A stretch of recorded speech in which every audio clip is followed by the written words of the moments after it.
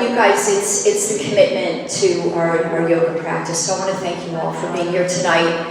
For those of you that are here online and joining us, on social media, and those of you that will, hear this a little bit later. So I'm going to do a deep dive right now, okay? So if you could listen to the words that I have for you.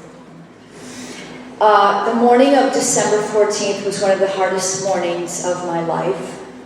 It just pained me to no end having to tell the 5:30 a.m. class that our longtime member, Michael O'Connor, passed away.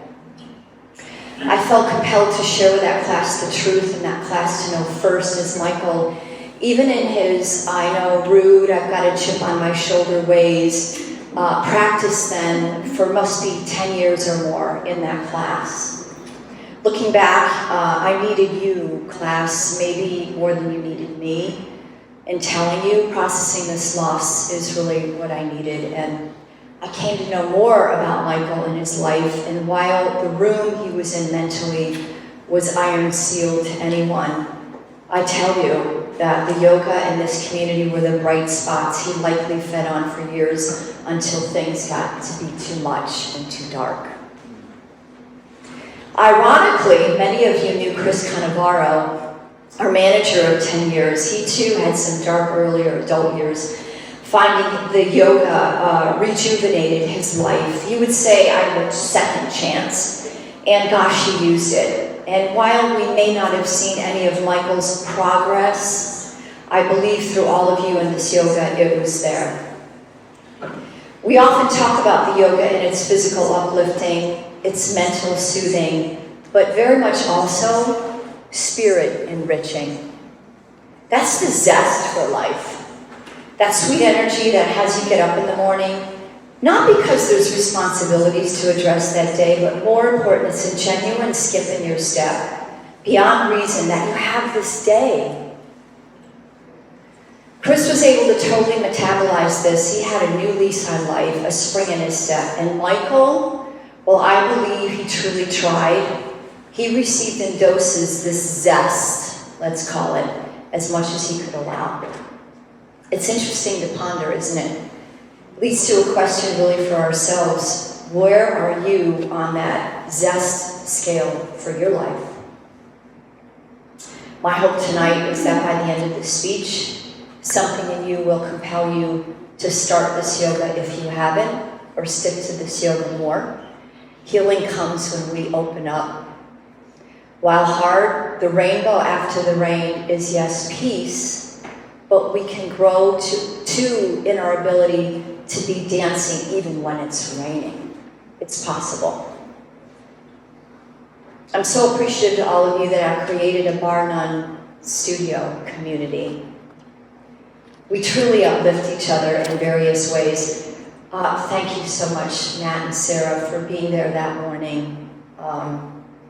That's an example of gestures we exchange that are so impactful beyond words. So I continued on in my day. I felt a squeeze in my gut, but I carried on as our bodies have permissions to adjust, right? In yogis, we kind of feel it all. I was so thrilled to make my godson Renzo's Christmas concert. Yeah, Renzo, those are moments you can't get back. Heading home, my pain got a little worse. Feeling hungry, I thought eating would help, but as the night went on, heating pad and other thoughts of what to do. And I share this with you because I had what I call a yogi moment. It's when I looked at myself in the mirror, pain so extreme, and I stepped out of my being, and I just said to myself, what do you need? I could feel the obstruction because stuff was wanting to go this way or come out this way, any way it could, but it was stuck. And it wasn't a tea or a laxative, but what came to mind was to call 911. I don't remember much, but guys, these wonderful EMTs were at my door in like 3 minutes. I crawled as I couldn't stand to open the door, buckled over in pain, and I never saw their faces. I was pretty loud, to be honest. And I recall their calmness, even humor amongst each other, while they still so compassionately tended to me. Can we applaud EMTs?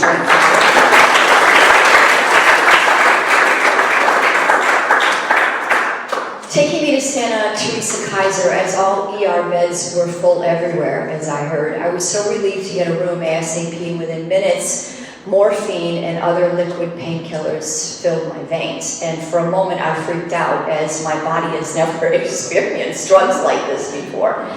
Grateful to be out of extreme pain, and a CAT scan later showed I had a twisted ascending colon with a cecum inverted, meaning I needed emergency surgery.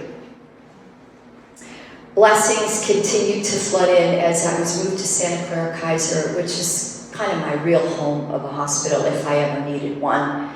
And entering Santa Clara Kaiser was amazing because there were so many, they reeled me in, there were so many, these ladies all dressed up in Christmas gear, and they say, oh, you must be Michele, we've been waiting for you. And I tell you, these 15 ladies in an hour had me pre-op ready. It was hilarious, and I was grateful.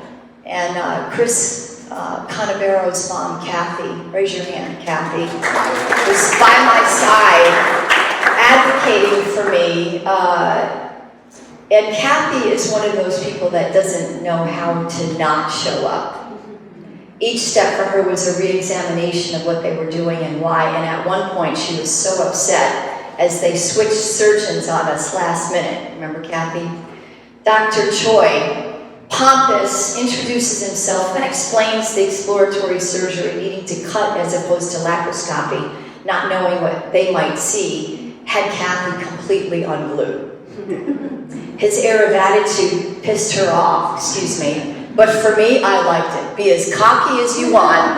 I only want confidence, right? In the OR room. The nurses were sweet, and they got on their knees, as well as Kathy, with me before they wheeled me in. It was now 4 p.m., so if you do the math, I was up 36 hours straight.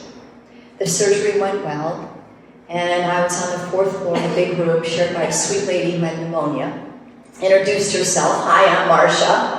And within a short time, I hear her say, I hope you don't mind, I'm eavesdropping on all your conversations. And she proceeded to give me her 2 cents on all my calls. It was really funny, very funny.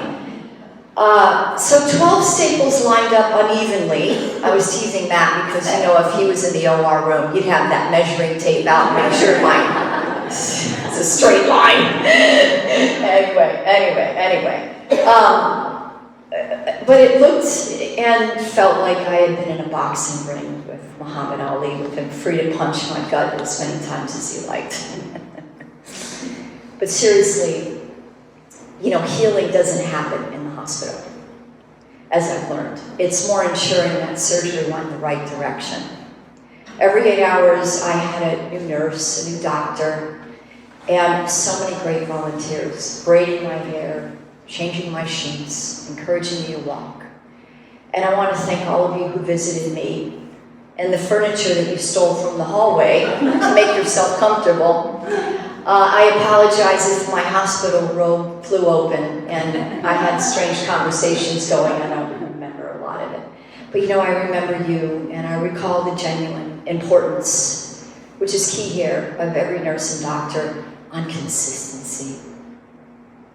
Blood pressure, your temperature, your heart rate, your lab tests, your comfort level, your ability to tolerate pain management were fundamental pieces of information that they used to monitor my own body's ability to adjust and the reaction of my own immune system in beginning to heal.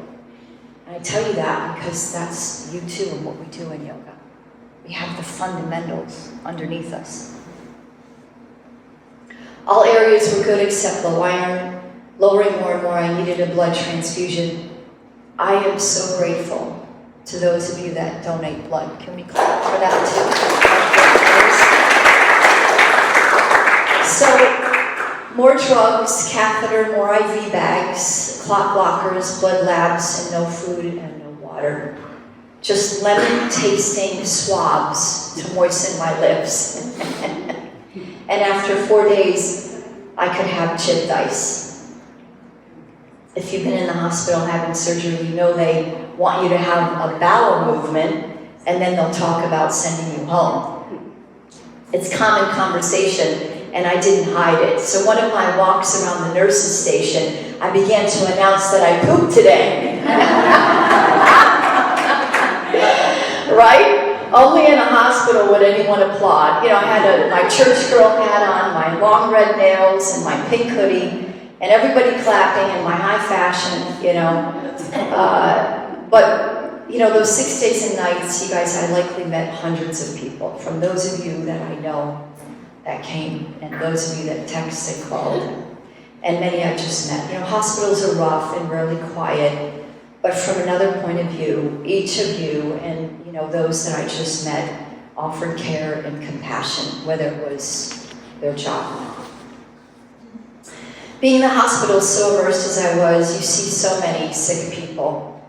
I don't know their stories, they didn't know mine, but we needed to be there, totally vulnerable and at the mercy of these medical practitioners. You know, I noticed when they had fun. I noticed when they were stressed out, but mostly I noticed in myself that I could not do that job.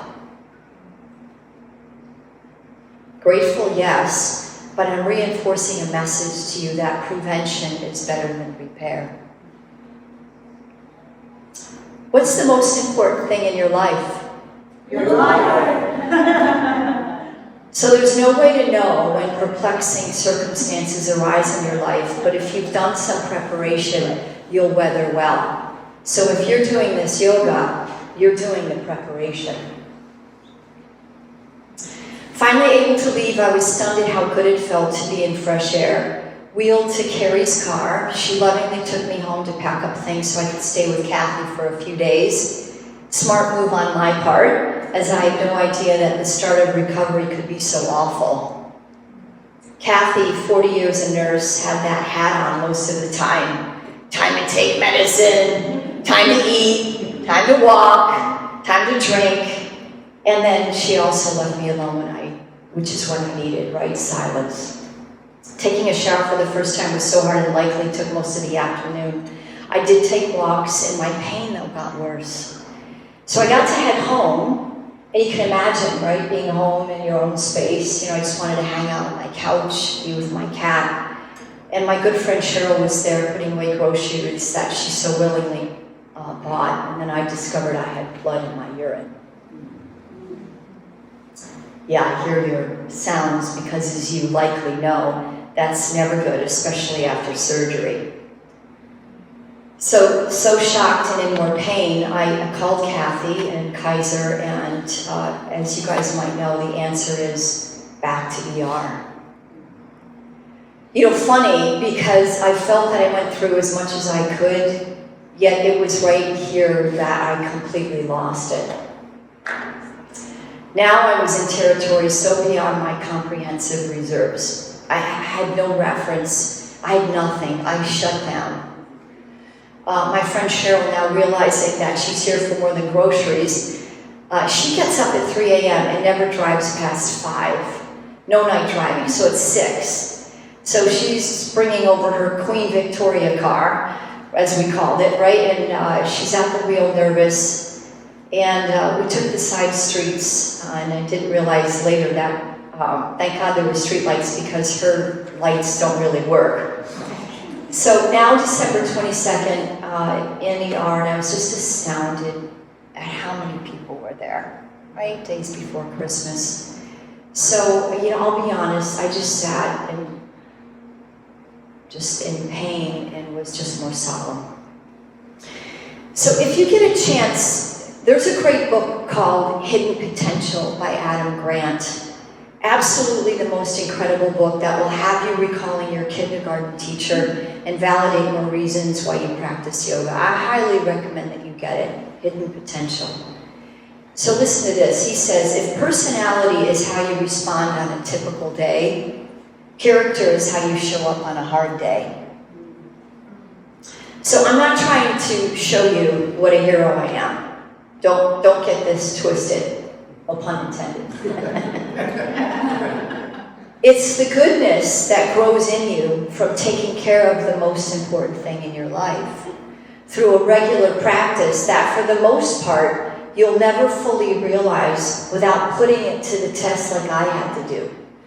It's really the evidence that more in you has self-realized.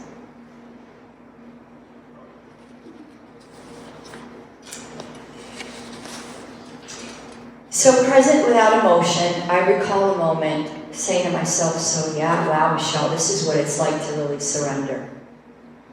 You know, I've often heard that yogis are known for having a pretty long threshold really for anything. And I meant mine. Surgery, okay. Transfusion, okay. Cancel Christmas, okay. Back to ER, no. Another gown, another poke, another bed to roll around in, and I cried, getting out the exhaustion, and then the dancing, even when it's raining. The nurses we met, the doctors so thorough, the patients we exchanged smiles and stories with, in spite of more radiation, in spite of wanting to be anywhere but here, I endured, and I endured with joy from my heart. My mind wanting to feel sorry for itself, angry, I don't deserve this, took a back seat. And the rainbow came. I passed 2 kidney stones. And while one's still sitting in my bladder, it's looking like it will pass easily. And the CT scan showed that I'm healing, the doc says, phenomenally. Thank you, yoga, right? Yeah, thank you. I didn't mean it for that, just that. Right, we have that ability, right? So as you recall, right, post-surgery, it's, again, right, it's about how the body handles the trauma. So there were 3 things. If you don't remember, I'll repeat them. I pooped, woo, right? My immune system now churning well, complementing the surgeon's work. And the big one that they look for, as Kathy knows, no infections. Driving home after 6 hours at ER, I remember going by the studio. Driving down Lawrence Expressway, seeing the lights on, knowing Jose was in here cleaning the carpet. I just stared. I had this weird feeling, right? And like my life as I knew it was a million miles away. Recovery is another beast. December 23rd, I'm home. Let's get back on track here, familiar territory. But if you recall, I was in Thailand, right, over Thanksgiving. And 10 days later in OR, canceling Christmas. So my usual, right, our usual cultural stuff for Christmas, the baking, the presents, right, the Hallmark movies. You know, mine had none of that. And while that may seem shortchanged, I tell you, it just made the meaning of faith that much more stronger.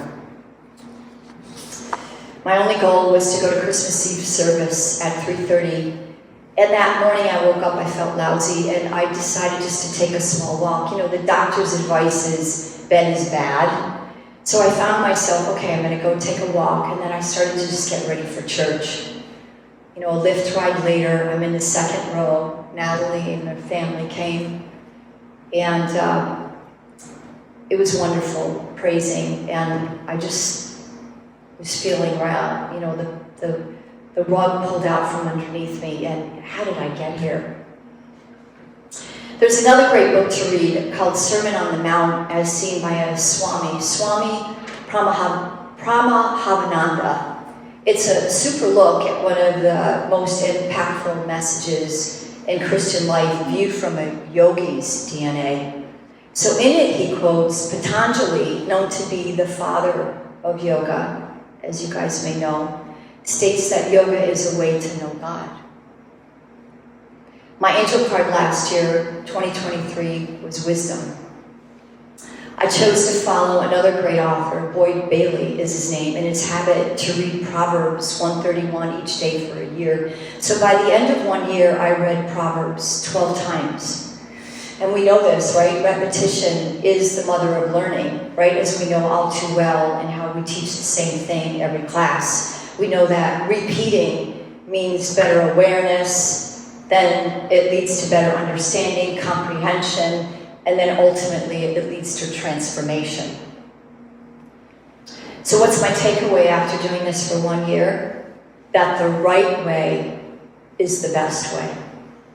And it's easy to want to define that as, okay, well, you know, in Christian or religious righteousness, you might think that means you sin or don't sin. But if you study this more, you really see that sin, what it means is you're off your own integrity.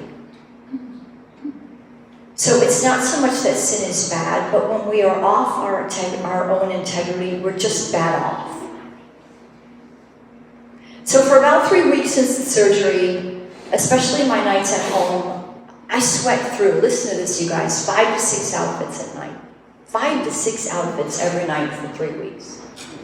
So my friend Cheryl, bless her heart, she lives 50 yards away, would come over each morning and grab my wet clothes and, bless her heart, wash them, because jammies were the only clothes I wore.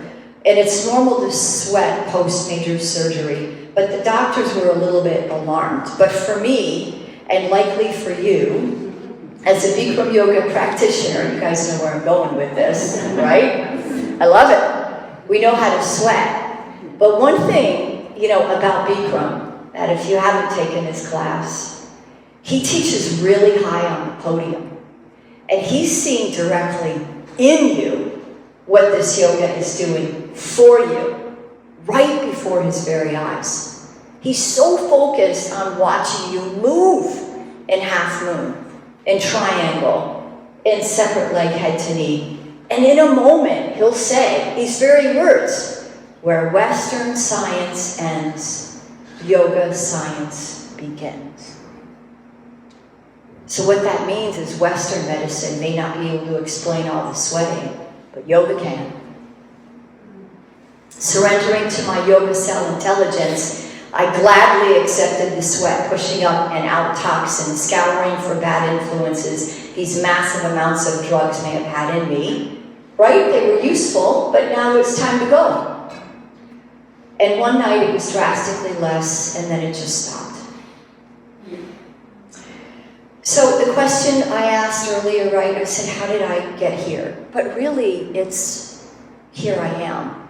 How did I get here is a little bit stuck. Here I am is more present. Right? I could call it a story, but I decided to call this a song. Sometimes stories get misinterpreted, you know, something you need to get over. This is not. Stories can be heavy in our minds, songs skip in our heart. And one can make a difference begrudgingly, but the other sees the butterfly from the caterpillar. And that's not just me, that's a yoga perspective. So, okay, why did this happen? Let's go there, because many of you asked, and gosh, I've asked myself that too. So almost immediately as I heard the diagnosis, did I do too many nollies and twist the crap out of my ascending cobra? Many of you may or may not know what nollies is, but it's a way for you to suck in and up your gut, right? And you would think that's not healthy, but some of you were joining me and I was like, did I do it too much? So I asked the doctors, and of course they had no idea what I was talking about. You know, and they shared with me that these things don't accumulate. They just happen.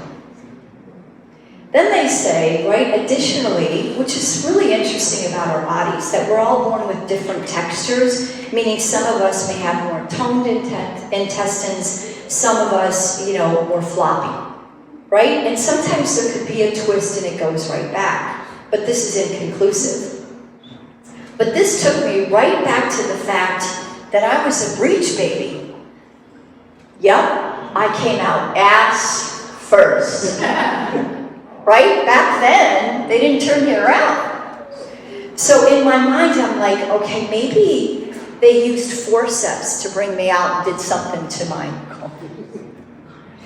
I want you guys to laugh because that's ridiculous. Come on, right? Ridiculous.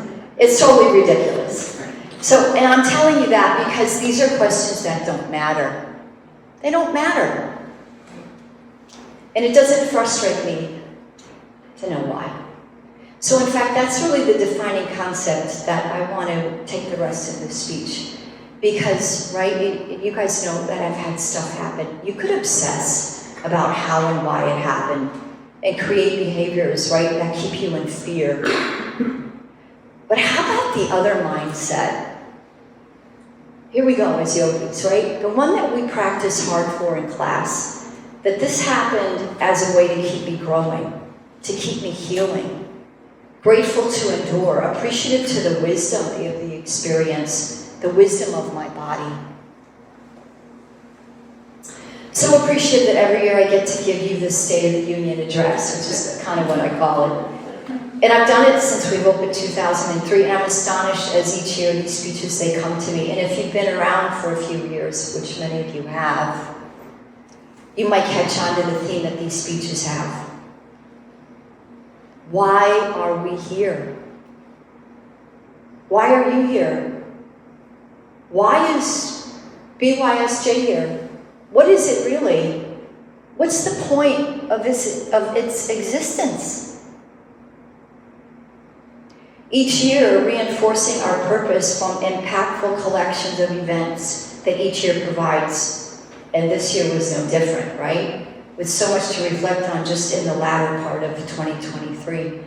So all of it bringing to mind a sense of urgency that your time is now. How fitting that BYSJ is turning 21. We're officially an adult. Oh my God. You guys are really funny at what you're clapping tonight. I don't know. We're 21. We can drink now. Yeah, what are we drinking now, right? We can drink now. But I'm going to be, what does that mean to be officially an adult? It's time to make big choices. Being 21 years of age reinforces the message that it's time to grow up. So if you're looking around as to who that is, well, that's you. And that's me. So BYSJ is you and me that make this place. And as a yogi, you guys, we're not asleep. So we're mature enough to make, and here we go, the right decision. Get stronger with it. And if you're new, or your practice has been sporadic, then choose right now to start, or start again. I heard this recently, and it's kind of a brutal awakening. I'm looking at you, Sundar, you can help me with this. The average life expectancy in the United States is 77 years. That means we, every year, except us yogis, right? But let's just use that. So that means in 1 year, there's 8,760 hours. So that is 674,520 hours in an average lifespan. So if you're 30 years of age, you've already used up 262,800 hours. Now, if you're 50, you've already used up 438,000. So Sundar. So if you have 674,000 and you used up 438, ooh, that's not a lot. So it's to stress the point that everything, all the things we do means that time equals currency, doesn't it? So how many of us are making payments on things that don't matter? Okay, me. How many of you guys get your iPhone and it says you've increased your screen time by 15% this year? Cynthia, right? So, for most of you sitting here, please feel good that you are making payments on your life with yoga. I'm trying to make a statement here. And this is not my intention to make anyone feel guilty. However, time waits for no one. And what this does is, for me, when I think about the hours, how life for each of us is a vapor.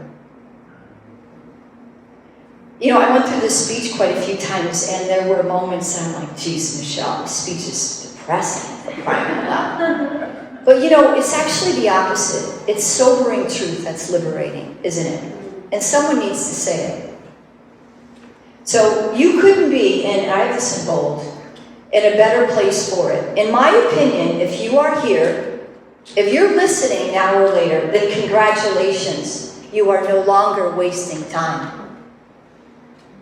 How about a clap?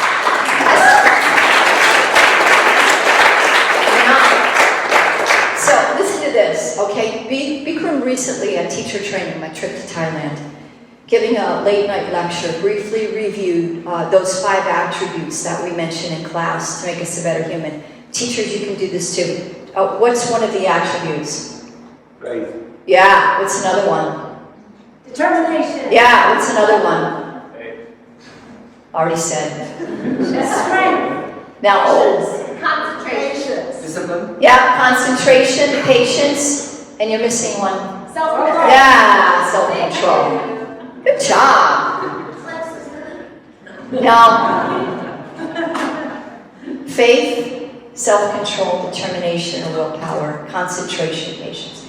But this was the first time that I heard him also add this.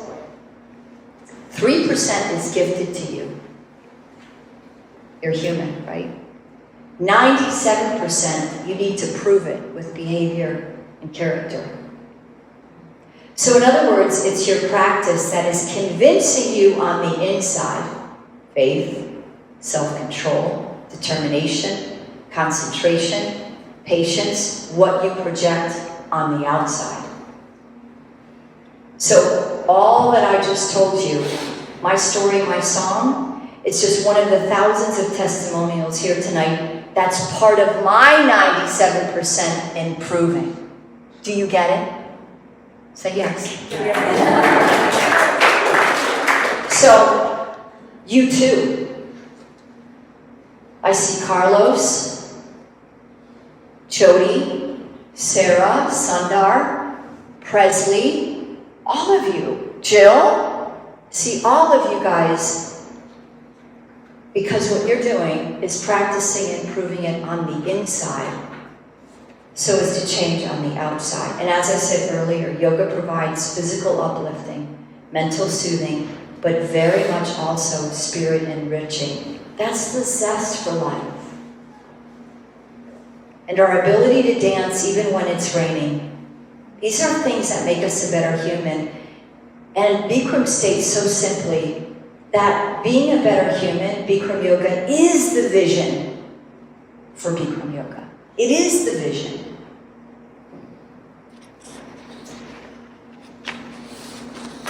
Take a deep breath.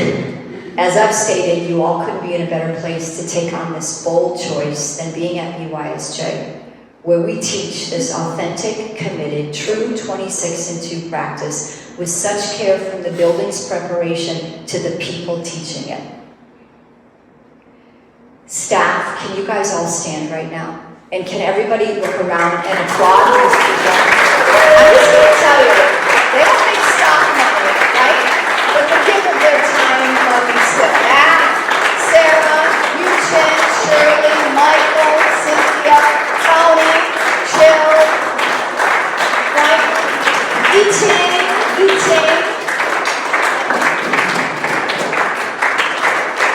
So, who else? Mari, Jeff, Claire. Oh my God, you guys are killing me out there. Irena, Jessica, Aisha. Okay. If I don't say everyone's names, they're going to be mad at me. Yeah. Right? And here tonight. So thank you. Thank you, right? Thank you, right? It takes a village.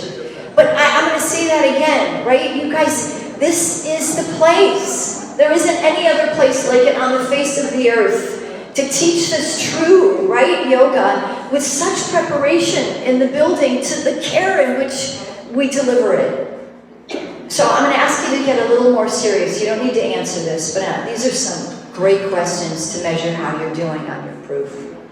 What's your pain response? Do you drink? You shop? Do you scroll? Food? And are you healthy enough for playoff pressure? Meaning, would you let paranoia set in? Would you say that this is just my karma and sort of play victim? Like, why is this happening to me? Would you be overly consumed by things you should have done? I could have easily gone to all these places, right? What maybe I should not have done. You know, Bikram will tell you, you guys hear this, right? You are the loser when you let anything rattle your peace. There's a great pastor. This is a straight up dude, no nonsense. He's a nonsense realist, Cherry Flowers, and he says, when peace vacates, P-E-A-C-E, pieces relocate, P-I-E-C-E-S. So, how can we grow up more? Right? How can we keep proving as we do our yoga practice? So, I want to start with the teachers, including myself, because it reminded me so much of Bikram. Teach my way, hard way, right way. Not right way, right way. The teacher's job is to make sure students understand there are some things their body cannot do now, but as long as they do it the right way, they will get there. Teachers, give hope. There was a study done on rats placed in water to swim, and they found that these rats can last up to 2 minutes before drowning. They give up. Yet if they were lifted out of the water just seconds before drowning and then go back in to swim, they could last 18 hours. Raging Rooks is a competitive chess team from an underprivileged area, and they beat out all the Ivy League chess teams that have studied chess since the age of 4. This coach, Maurice of Raging Rooks, taught them a backwards approach. So instead of the usual, if you know chess, right, a pawn can move forward 2 spaces and a bishop is diagonal. Instead, what he did is he showed them ways of checkmate first. The strategy instilled hope when inside the intense playing arena, as they already felt to win. These are confidence scenarios that we have too, students, every time we experience an aha moment. The first time you really lock your knee, able to lift both hands after many years of practice in toe stand, your ability to see the back wall in a back bend, right? You've been lifted before the drowning, and you too feel the big win with the small win through a pressure process. And this is directed to the teachers because if we do it right, we allow the students to have that experience, generating that ever-important hope. Speaking of hope, this to me is what Rajashri in our Bikram world stands for. You know, to us teachers, she says, show people hope and they can improve their life. So say the dialogue 100% the right way. This is verbatim. Uplifting from your heart. The student may be frustrated, deflated. Your job to observe and see their sea of issues. Shoulder, knee, endurance, energy, are they giving up? Allow for this space. See their 1 millimeter at a time and encourage this. So as students, right, how can we as students grow up more? How can we in our practice keep proving? You guys have heard this time and time again.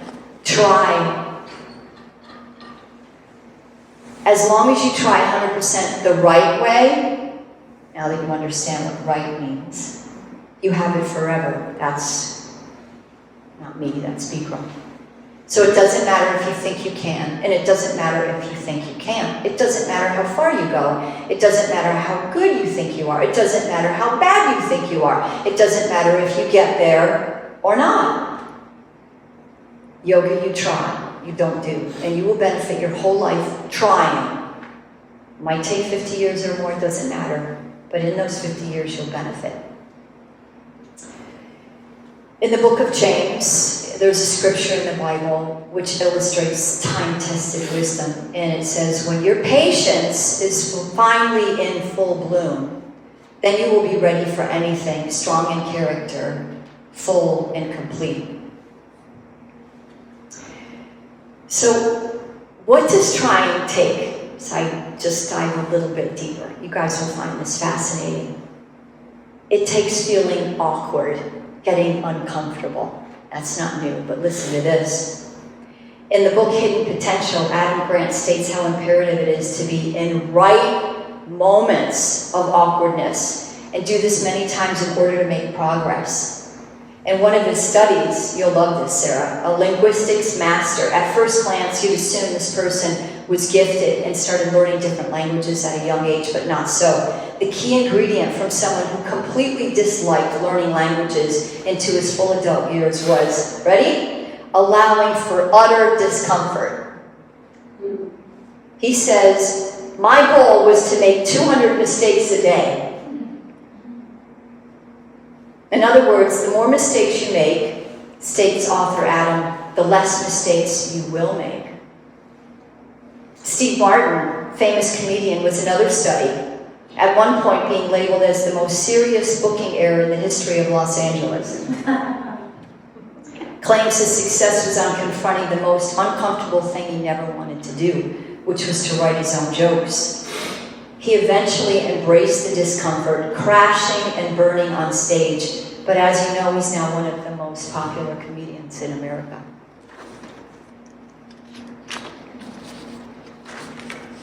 Discomfort, right? Utter discomfort.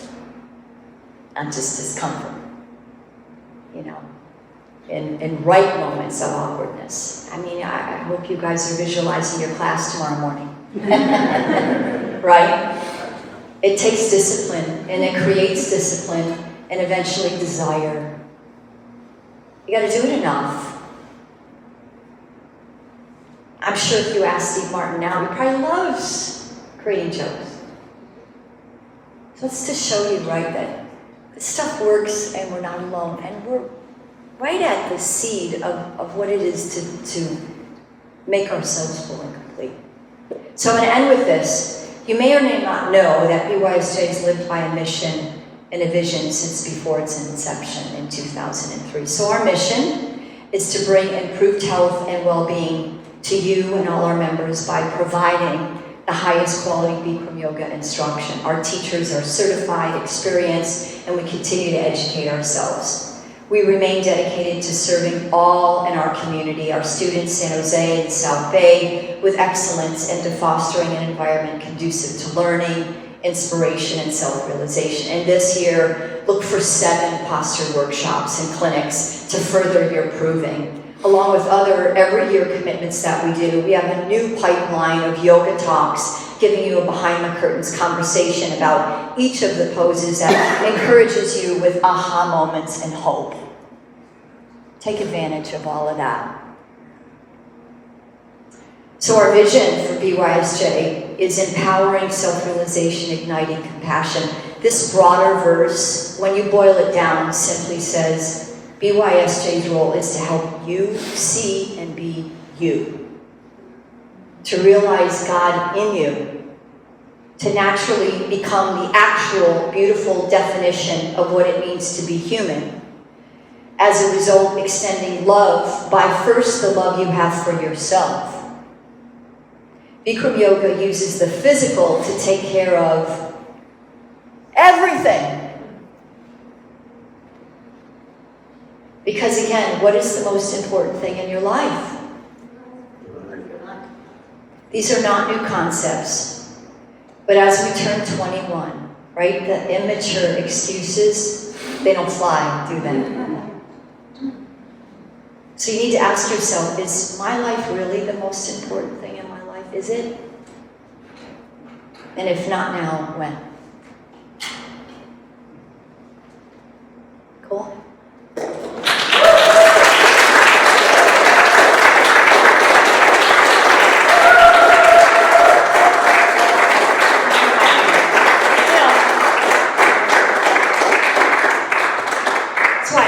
To be recorded, right? My hope is that it's impactful. So congratulations, all of you, right? And I don't know you, I can't wait to get to know you. How about some cake? Yeah.